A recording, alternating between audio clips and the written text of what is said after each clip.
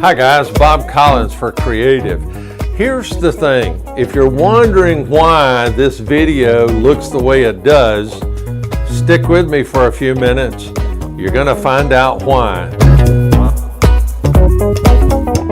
Why in the world do I have all these lights sitting here? Well, the main reason is to try to help you. I've started my channels about 2 years ago, and I've got a little over 100 videos on there. And before, I'd never felt like I had enough experience to be able to talk to other people about different subjects. And probably the most important subject out there to all of us is about how much of this are we spending on things like this.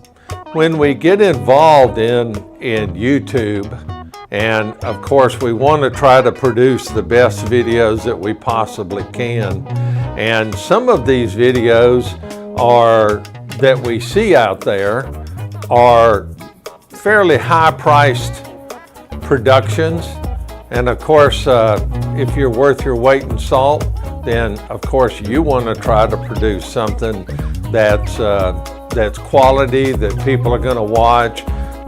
It takes a lot of investment to make these things happen. When we watch some of the videos that say, oh, the cheapest camera, or the cheapest lights, or the cheapest this, those are okay, and it gives you kind of a starting point, but there's nothing like experience. And the first light that I'm going to talk to you about, the first one I bought, was this unit sitting right here. Now the front of this is being lit by this one, which is actually the second one that I bought. This is a fancier studio light. All these lights are available on Amazon, and I'll put some links down in the bottom. Folks, this light is only like $60 and produces a good light. It's got a nice set of barn doors. It has to be run off wall power, and it's an excellent starter light. And if you're looking for a good inexpensive light to use, and you can use a piece of foam core, and for months and months all I had was this light with a piece of foam core reflector, and also I had believe it or not, a piece of foam, real thin foam, that was used to wrap this light. I used that as a diffuser, so I didn't have to buy a diffuser. I highly recommend this light to get into lighting on a budget. Now the Yongnuo is the way I pronounce it. This is the YN216. What a great little light. And this is actually on a little tripod that I got with my gimbal. But what a great little light. This is a bicolor light. And of course you can also adjust the brightness and such. It can be wall powered or battery powered with the Sony MPF type batteries. So you can see I just kind of turned the temp down a little bit on it. And so it also comes with a little set of filters, which is nice. These things come along later on and are going to be beneficial to you, so you can start adding some color into some of your productions and such. And this little light, I believe, was like, I want to say $56 if I'm not mistaken when I purchased it. And then the next light I stepped into was similar to the light that you see here. And this is another Yongnuo light. Now this is the 1200. And this 1200 is probably, to me, the best Yongnuo light in their entire group. I bought the 600 Air. Not, in my opinion, maybe not so good. I returned it.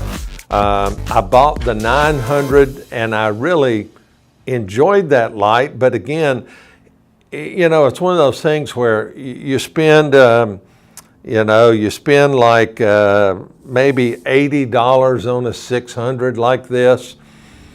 You're going to want more light. Then I bought the 900 and it gave me more light, but still not enough.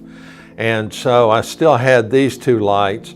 So I bought the 1200, and the 1200 with the AC power adapter with it is $200. So with this light and these two lights, I was able to move my lighting around and start developing a lot of the techniques that I was learning from the other creators on YouTube. And so I think this is an excellent, excellent buy. That's the 1200. Now what you see on here, this is the Westcott umbrella, and this umbrella was only $21. There's some cheaper umbrellas out there which are fine and dandy.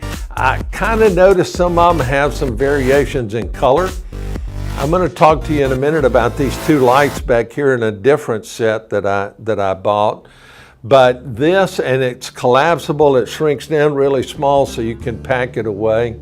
So I highly recommend this Westcott.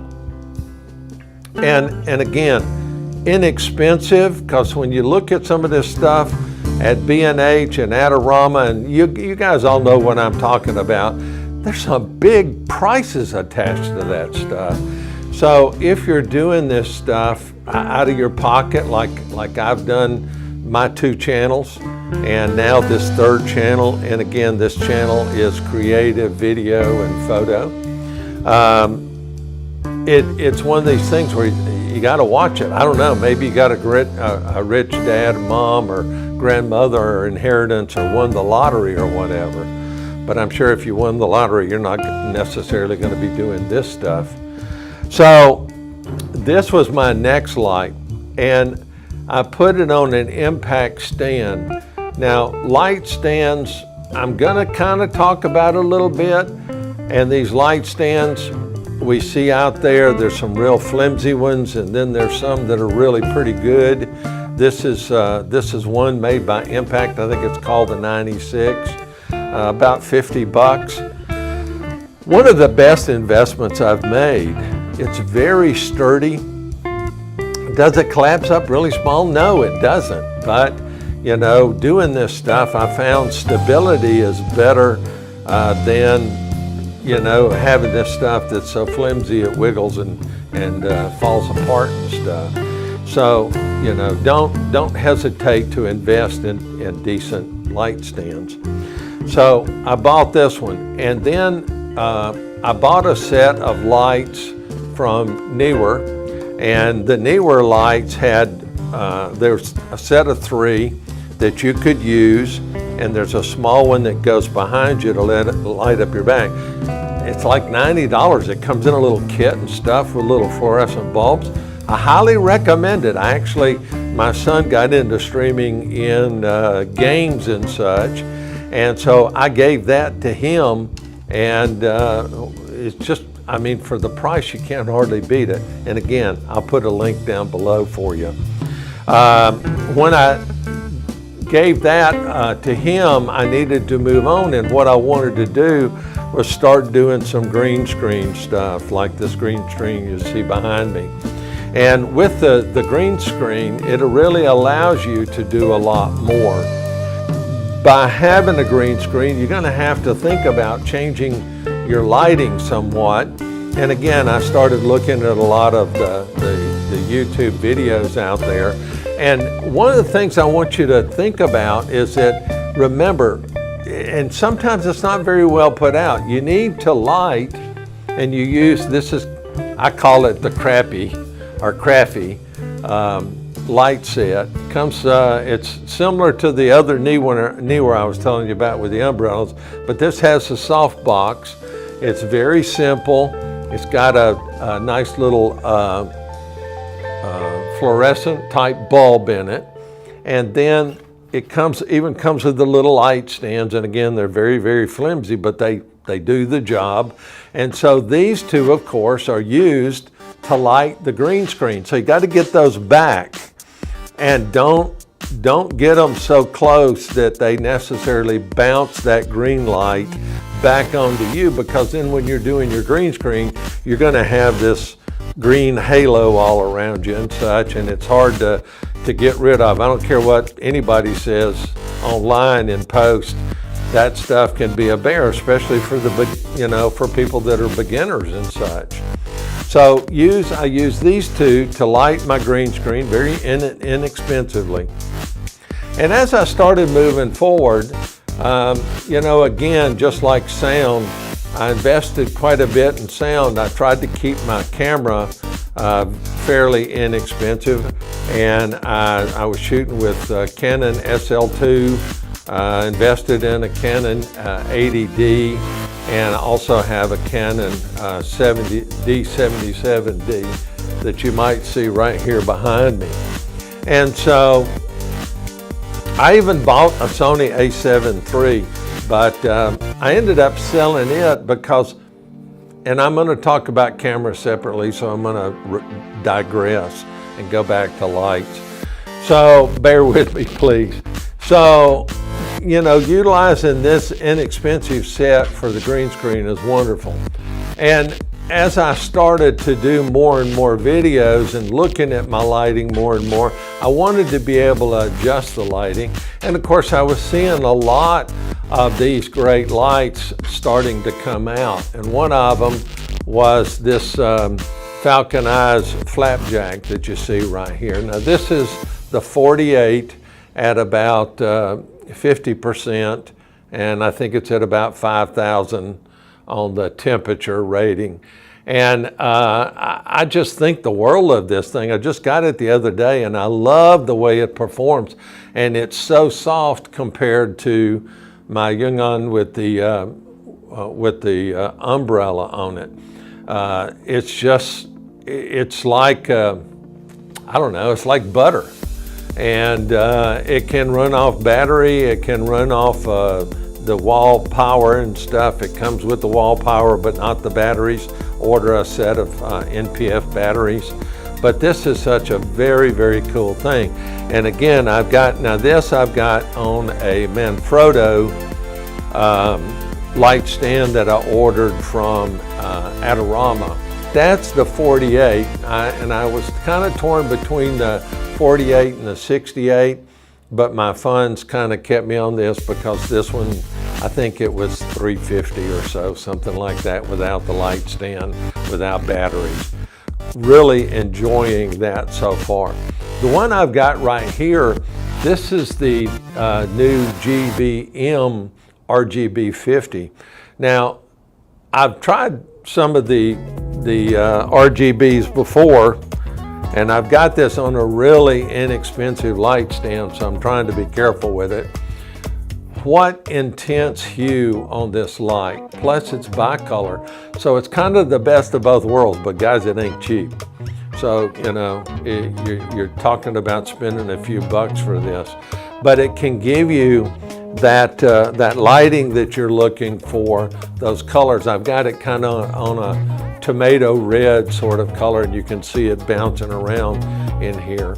But I've got some nicer stands coming for these, again, Amazon. But this is a hell of a light, and it also will run off of the Sony batteries. And GVM, I've got their slider, their new motorized slider, 369. Just love it. I've got Benro slider. I'm going to be talking about sliders and gimbals in another video.